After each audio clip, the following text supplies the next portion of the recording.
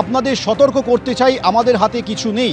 3 দিনে 50 জন অফিসারকে সরিয়ে দিয়েছে প্রশাসনিক কমিশনের রদবদল নিয়ে কর্মী সভায় এই বার্তা দিয়েছেন তৃণমূল নেত্রী মমতা বন্দ্যোপাধ্যায় বলে সূত্রের খবর।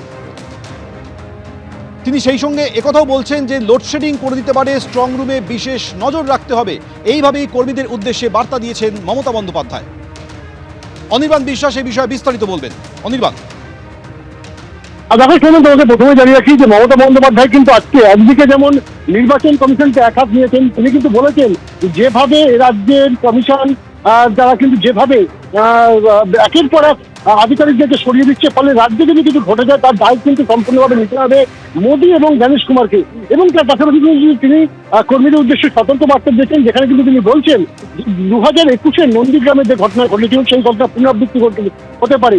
ভোট যেদিন গ্রহণ সেদিন ভোট যখন যেমন ঠিক বুথগুলোকে আগলে রাখতে হবে, ঠিক তেমন ভাবে ভোট গণনার দিন সেখানেও কিন্তু কাউন্টিং স্টেশন একেবারে শেষ পর্যন্ত মাটি আঁকড়ে পড়ে থাকতে হবে, না হলে কিন্তু লোডশেডিং এর মতন ঘটনা ঘটতে পারে। এবং এই যে বক্তব্য দিয়ে দিয়েছেন তার সত্যতা কিন্তু আজকে মেনে নিয়েছেন জয়প্রকাশ মজুমদার। তিনি বলছেন যে 2021-এও কিন্তু একই ধরনের ঘটনা ঘটেছিল, স্বাভাবিকভাবেই মমতা বন্দ্যোপাধ্যায় সেই কথা মাথায় রেখে কিন্তু তিনি বার্তা দিয়েছেন কর্মীদের উদ্দেশ্যে। সৌমেন, অনির্বাণ আমাদের সঙ্গে থাকো। মমতা বন্দ্যোপাধ্যায় আজ কর্মী সভা থেকে কর্মীদের উদ্দেশ্যে একাধিক বার্তা দিয়েছেন। তিনি বলছেন যে আপনাদের সতর্ক করতে চাই, আমাদের হাতে কিছু নেই। 3 দিনে 50 জন অফিসারকে সরিয়ে দিয়েছে প্রশাসনিক কমিশনের রদবদল নিয়ে কর্মী সভায় আজ তৃণমূল নেত্রী এই বার্তা দিয়েছেন বলে সূত্রে খবর। সেই সঙ্গে তিনি কর্মীদের উদ্দেশ্যে এটাও বলছেন যে এখন থেকে সতর্ক থাকুন, ভোট শেষ মানেই বাড়ি চলে যাবেন না, লোডশেডিং করে দিতে পারে, স্ট্রং রুমে বিশেষ নজর রাখতে হবে। কর্মী সভায় এই বার্তা দিয়েছেন তৃণমূল নেত্রী মমতা বন্দ্যোপাধ্যায় সূত্রের খবর।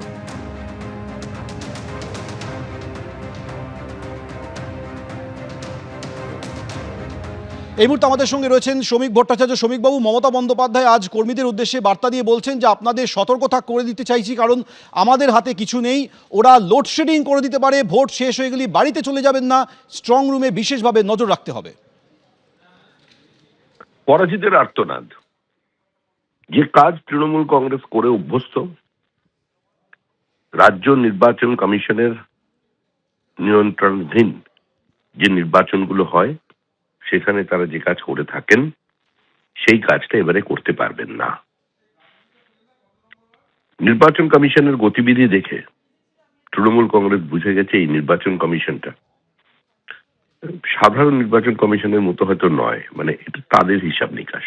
এবং এখন পর্যন্ত যেভাবে চলছে এভাবে যদি চলতে থাকে, পশ্চিমবঙ্গের মানুষ আরেকবার 2011 সালে যে নির্বাচন হয়েছিল সেটারই পুনরাবৃত্তি দেখতে পাবে, হয়তো তার থেকেও কঠোর হতে পারে,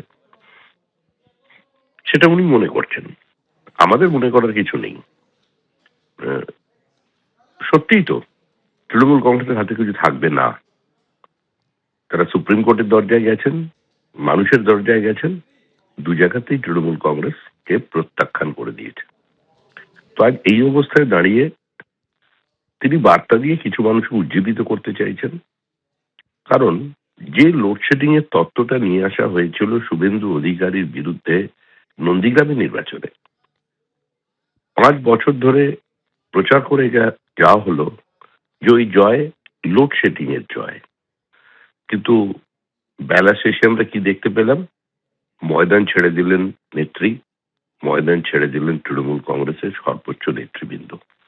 কার্যত হাত তুলে দিল তৃণমূল কংগ্রেস নন্দীগ্রাম কেন্দ্র থেকে। আমরা বলেছিলাম হ্যাঁ, যদি লোডশেডিং এর জয় হয়ে থাকে তাহলে তমলুক লোকসভা কেন্দ্রের ফলাফল যাই হোক না কেন, অন্তত নন্দীগ্রামে তৃণমূল কংগ্রেস লিড নিয়ে দেখা।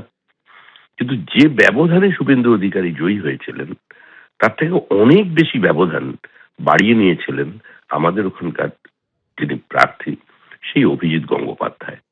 অর্থাৎ লোডশেডিংটাও তাদের, আর লোডশেডিং থেকে আবার ফিরে আসাটাও তাদের, সূর্যটাও তাদের, চন্দ্রটাও তাদের, অমাবস্যাটাও তাদের।